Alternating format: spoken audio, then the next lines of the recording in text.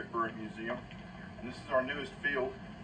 We created it this year, early 1995, and in this one field we have enough room to supply our entire sorghum crop for one day's worth of pressing for our sorghum festival. And the press is behind us, or actually in front of me, with the shed and the furnace and the press and everything. So we're set up to do a whole day's worth of pressing and process it into sorghum syrup.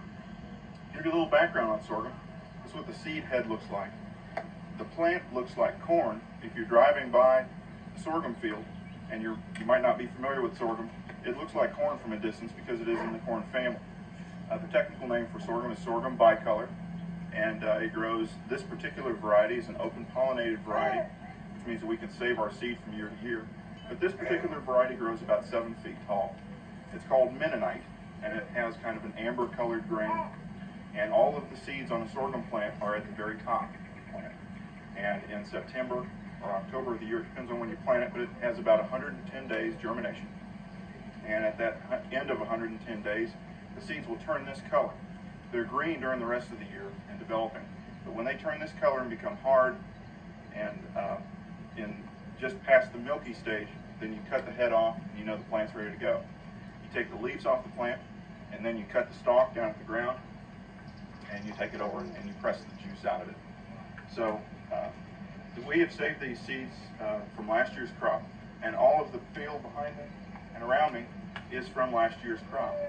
Being an open pollinated variety, that means that we can save our seed from year to year, and we can actually send some of our seed to other historic sites who may be in need of some. Sorghum was introduced into this country in about 1854.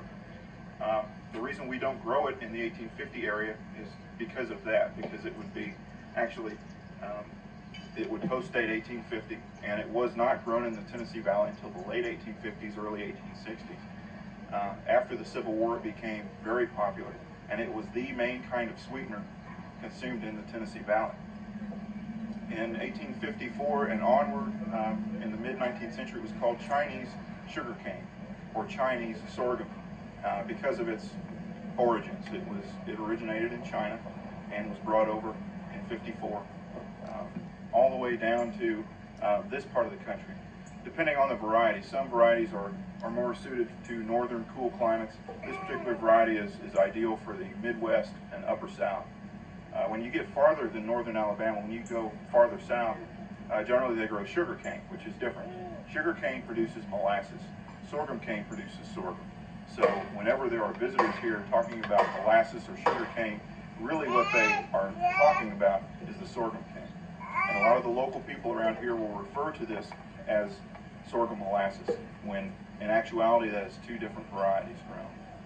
Sorghum is planted in hills, much like corn would have been done from the mid-19th century to the late 19th century. The reason we plant ours in hills is so that the horses can get through going one way. Now this particular field is not cross-checked. Cross-checking is what we do up in our cornfield, and we'll see that in a few minutes. But this particular crop is grown mainly in rows with an open row in between them. You don't plant them nearly as close together as you would today, because today it's mainly mechanized. Even sorghum, which is one of the most labor-intensive crops still grown today, there is some mechanization involved. But back in 1900, in the Tennessee Valley, there was no mechanization involved for this particular crop. So you try and leave enough room in between your rows for a draft horse or a mule, more commonly down here used, so he can get between the rows.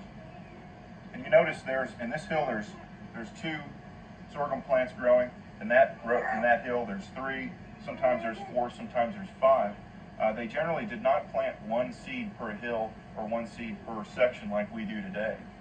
Today we do that because of a mechanized planter. But back then they generally, the general philosophy was 1 for the bird, 1 for you, and 1 for God. So being a very traditional society back then, that's the way they would have planted it. Today we have tried to reproduce that or replicate that, and in some hills you do see what the groundhogs and other animals did not get. We have generally 2 or 3 plants coming up, and you would leave it like that. When we harvest them in September, you'll find generally 2 or 3 together. So you just wrap your hand around it, cut it with your corn knife, you have 2 or 3 at a time. 50 area. And